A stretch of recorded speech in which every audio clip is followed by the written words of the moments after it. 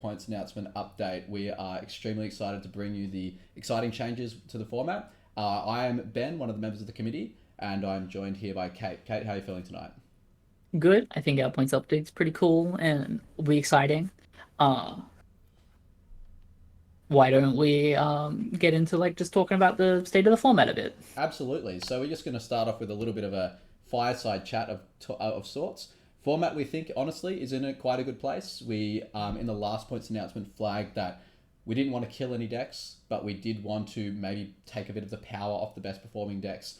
And pleasantly, most of those best performing decks have survived and are still putting up results despite the fact that they've accrued some points. But once again, we are always striving to try and give some other players, some dark horses, some chances to come out of the woodwork. Kate, what are your thoughts so far? Yeah, I think as you said that the points announcement did basically what we wanted to do. Goblins got hit with like Goblin Recruiter and Mana Crypt and still won the most recent Winter Mocks at the regional championship a few weeks ago. Congratulations, Mulch. Um, and just initiative decks in general, the black decks with like getting hit with Bowmasters like still continue to exist. Um, Grixis is still like trucking along, being a good black mid range deck. Well, that's certainly all true. And so, with any, I think to be honest, let's just jump into the first points change. The first one, probably to be the most predicted change, is Reanimate is going to one. My thoughts on this, or the committee's thoughts on this, is probably the following. Once upon a time, Reanimate has been a very powerful 0 point card for a long, long time. But Wizards keeps on printing all of these creatures, powerful creatures, which discard themselves for good effects at low costs. We started with things just like Trumpeting Carnosaur, but we've got the Elephant, we've got the Troll. We're even going to be getting this new, I forget what it's called, but like one which wipes like a Massacre Worm type effect. And as long as these effects keep getting printed, it kind of puts everyone into a prisoner's dilemma where you have to be playing Reanimate, because if you discard your thing, they're going to be trying to reanimate it out of your yard. You're going to be trying to reanimate things out of their yard, and that leads to the kind of homogenous gameplay with deck pressure choices, which we don't want for the format. And it is a powerful effect. We want people to pay something for it. Kate, do you have any more thoughts on this one? Yeah, this is also Grixis is like the perceived best deck. It keeps winning. Lots of people keep playing it and wanted to like knock it down a little bit of a peg. And Reanimate's like one of the best cards in that deck at 0 points. So was I think the pretty clearest choice for also for hitting like a lot of powerful things that were maybe a bit like cheating mana a bunch as well. Uh, Less trolls and Oliphants killing people. And but if we move into the next one, that is the N2 cards that are gaining points in this update. Um, and the next update is GT's going to 0 finally. It's been a little bit a long time coming. People keep asking for it. We kept not doing it for ages because GT's really powerful, but also it costs 4 mana to play and equip, and if your creature gets killed, then well, you used your whole turn, they get their turn, and if it happens again, you're just dead. um, so excited to see a couple more GTs around. It also like hasn't seen a ton of play. Do you have any other thoughts, Ben? Yeah, I think a few things I would say in GTA is one, that creatures in general, I think, have gotten way more toughness. And certainly the format has almost pressured them to do so because of cards like Fury. So the old days of GTA kind of wiping out two mana dorks in one turn off a single swing, don't think that's likely to happen much anymore when people are playing things like Deathrite and Delighted Halfling. In general, cards like Tireless Tracker have kind of fallen out of favor. A lot of the creatures now, they're just bigger. And for an equipment which costs 4 mana, gives no stats, it is not guaranteed to hit. Removal, we can continue to get like better people, so some better pieces of removal. But lastly, as well, that incidental artifact hate has shown up on cards of increasingly powerful quality. And so what that means is that this card is not like that your opponent's compromising on deck building to be able to remove it. Nowadays, just having generically good cards in their deck will probably give them a better chance of interacting with GTA. Things like Prismatic Ending, things like Flame of Anor.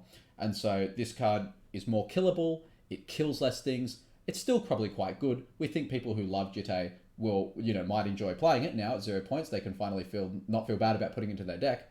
But yeah, we don't think this is going to be taking over any games or indeed taking over the format like it used to. So that probably takes us to our next points update. And our next points update is Tinker is going to 1. Definitely a card which, when it's been 2 for a long, long time, and certainly what deserved to be 2 for a long, long time, because there was a long time where this was undoubtedly one of the most powerful things you could be doing in the game. But since then, many, many other powerful, cheaper, instant speed, more resilient things which don't require artifacts on board have been printed. And so this, just by comparison, does not look like a 2-point card like it used to be. Now, there's a variety of Tinker decks, right? Some people are trying to tinker Blightsteel Colossus into play. Some people are trying to tinker Bolas' Citadel into play. Some people might be trying to tinker Darksteel Monoliths to cast Emrakuls or something like that. And we think that these decks probably have a wide variety of power levels associated with them, and we will be looking at the ones which have the most potential for breaking. But we do want to give the option for people who want to tinker in things which are, not fair, but fairer. We want to give that option for people to do that and to have some fun. Kate, do you have any thoughts on this card? Yeah. Tinker for most of the things you're tinkering for, like the Portal to Phyrexias, the Blightsteel Colossus, the 7-11 Shroud Island Walk guy. That's not a 2-point card to these days. It's definitely not. And we think it should be fine at 1. And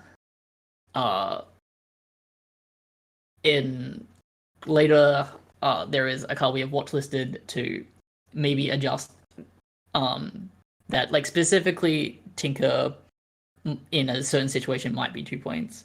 But we'll get to that when we get to the watch list. Next up, we have another exciting D point. Last Bond is at 0. Lands decks kind of suck. The Wheels deck doesn't really show up very much and has lots of like counterplay. Maybe it's finally time to free Fast Bond, which is a weird thing to say because historically this card has been really, really good.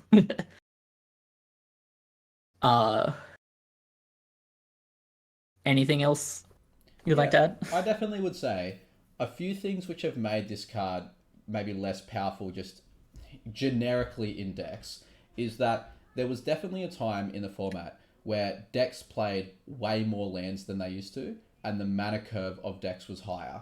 And so just a generic deck, like a control deck or a mid-range deck, which happened to play green, had a plausible chance of going turn 1 Fast Bond, land, and then now I'm casting all my 4-drops and 5-drops. But nowadays, the land count definitely has gone down on average because of things like Bauble and because of the speed of the format pressuring people to play lower costed cards. And so, you don't see that many Mystic Confluences floating around anymore.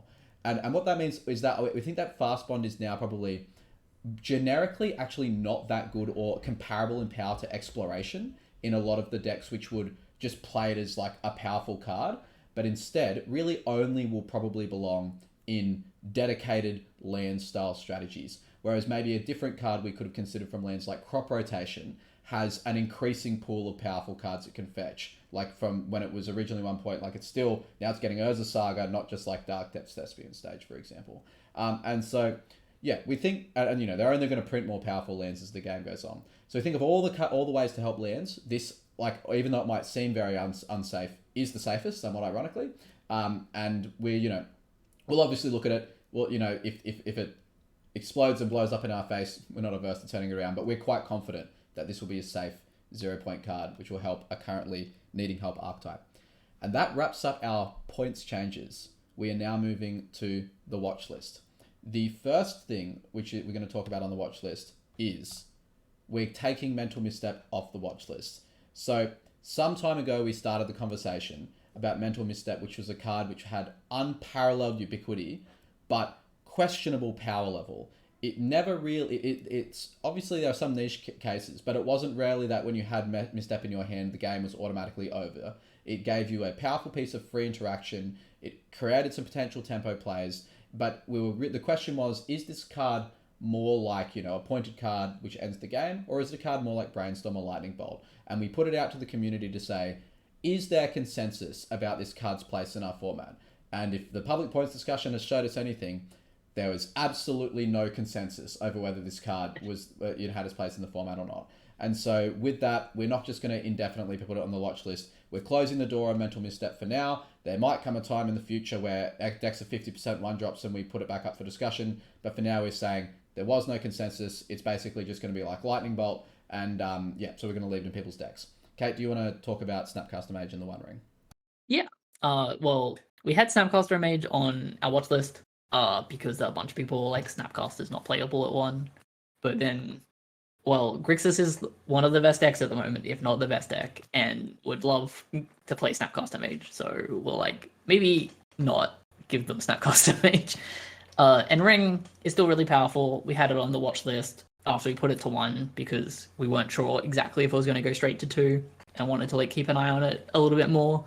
And it's still really good, and we're still going to keep an eye on it, but it's like less like clear that we're like it needs to be 2. It definitely doesn't. It doesn't like need to be 2 right now, and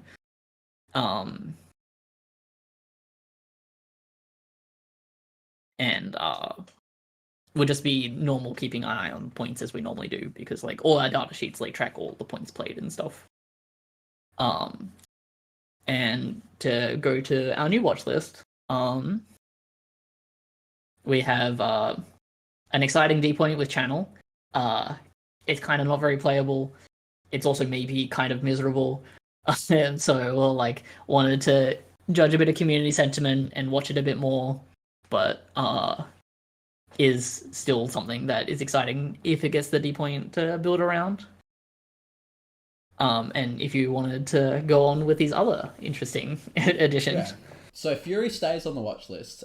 We are aware that this card is both ubiquitous, powerful, and oppressive to X1 strategies. What we are still really trying to discern, given that Pyrokinesis has been in the format for a long time and is not ever in that level, is the problem with Fury the fact that it has this Pyrokinesis effect? Is it that it has a plus that you can cast it for 5 mana? Or is it the fact that you've got it, it can cast 5 mana, and it's reanimatable very quickly? The point of Reanimate, we are hoping, will depress the last of those strategies. And we are looking at that option first to see if we make Reanimate not everywhere, does Fury then become just a powerful but not points worthy card? If it continues to be everywhere, we'll reevaluate depending on the format of the time. Bolas' Citadel is going onto the watch list because of Tinker. And the general idea is this. Out of all the things you can tinker for, Bolas' Citadel might be the most unfair, the most likely to end the game straight away, and the hardest to interact with. Unlike others, which are just creatures, which, have removal spells as answers, artifacts which can be destroyed because they don't win the game the turn they come down. And so we are ready and willing to point Tinker plus Bolas' Citadel as, in the future, as maybe that specific Tinker package is worth 2 points. But some of those other ones, like Tinker into just a large creature or a large artifact, maybe that's a 1 point strategy which people should be allowed to do. So it's possible that they're all 1 point and that the format will show us that, but we are aware that this has probably the greatest hazard of breaking if it's unwatched. So we're watching it. And that concludes the watch list changes. I'll throw it over to Kate now for some sad but somewhat also exciting news for prospective people in the future. Oh, sorry. We have a next update Yes. first. Next update, Bloom Blurry pre-release Sunday. We are not deviating from the normal schedule for this next one. It should be 28th of July. And speaking of the 28th of July and the next update, I won't be on it. I am moving to the US and we have committee applications open to replace me. This will be my last points update stream. Been very happy to be on the committee this whole time. Help the format, try to get a bunch of cards depointed. Yeah. And it's been great to have Kate on the committee. Kate, obviously, I've only gotten to work with Kate for a short amount of time. But Kate has sometimes, when we're locked in battle, the perfect solution to just kind of like, you know what, this is a solution which can make everyone happy. And so her wisdoms and insights will definitely be sorely missed. Yeah. Yeah. Now, almost like a perfectly scripted stream, we are exactly 20 minutes and the points update is complete. We're just going to quickly scan chat if there are any burning questions. So if you've got any questions you want to throw out in chat, which you'd want a vocal response for, I see Raj has been answering a lot of questions really well. But yeah, please send them now. If a couple of minutes goes by and there's nothing pressing to answer, then we'll wrap it up and call it a job well done. Also, I think you'll find me and Ben at Mana Clash at the end of this month.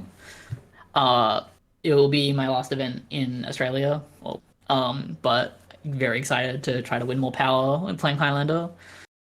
And Michael will In almost certainly be at Mana Clash as well. yeah.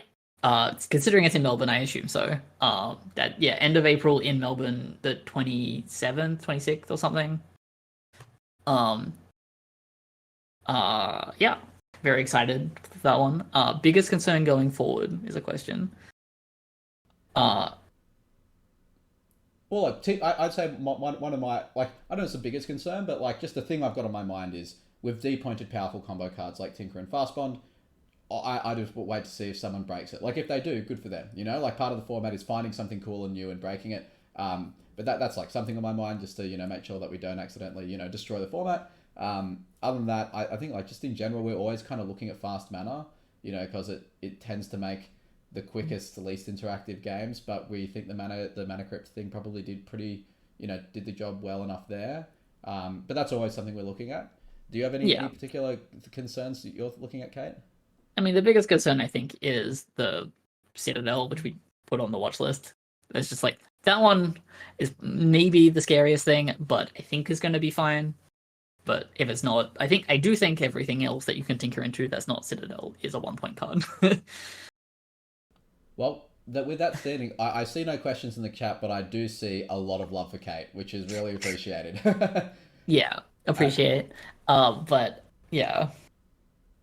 Uh, Is a good question. Is the committee fairly happy about the state of accessibility?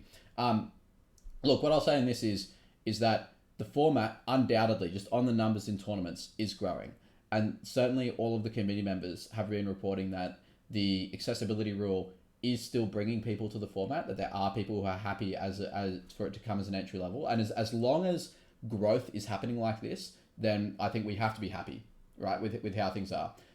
But the committee, of course, is always wanting the format to be one which is welcoming, which grows, and which excites new players. And if that stops happening, right, like if we stop, seeing growth, if people are, turning away from the format, then we'll be taking obviously a good hard look at accessibility. But the sun is shining on the format at the moment. We're getting the biggest tournaments we've ever seen. Local metas are positively talking about people coming in. I know that from even Wollongong, we still get new players, every month, which is great. So yeah, we're relatively happy with it at the moment, but it remains an ongoing priority, which we look at all the time. yeah. Uh, yeah. I very much big fan of how much the 8 point rule has helped as is. Um, Do we track numbers? I mean, no, we don't. no, we haven't got we spreadsheet track like numbers. the big events we have, we get attendance numbers. Yeah. That's like people post like weekly event. Here's 20 players in it, but nothing's like hard tracked. If the question is, are we measuring the exact average of every local in every state all the time? No.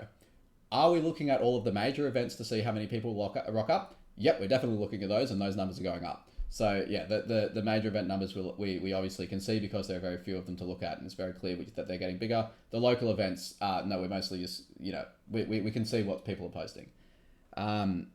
Oh look, we've got someone who's new to the format. Says it's a great format. Thank you, thank you, thank you. Yeah, Well, look, guys. I certainly think it's a great format, and I Yeah. will definitely miss having local events and events at like regional championships when I move to the US. Okay, Kate's going to create the burgeoning US 7 Point Highlander scene. It's going to be amazing. I hope so because I'm gonna miss it otherwise. Well, guys, with there being no other pressing questions in the chat, I think this is a good enough time as any to wrap up. So thank you very much for joining us. We hope that in this lead up to Mana Clash, everyone has a lot of excitement brewing, revisiting some decks, getting that excitement of can I break it before someone else does. So we hope this points announcement has provided a lot of anticipation and ultimately fun for Mana Clash. That's goodbye from me. Kate, do you have any final words and goodbye? No, I think you summed up pretty well. See you all. See you at Mana Clash. if you want to say hello before I leave. All right. Bye bye.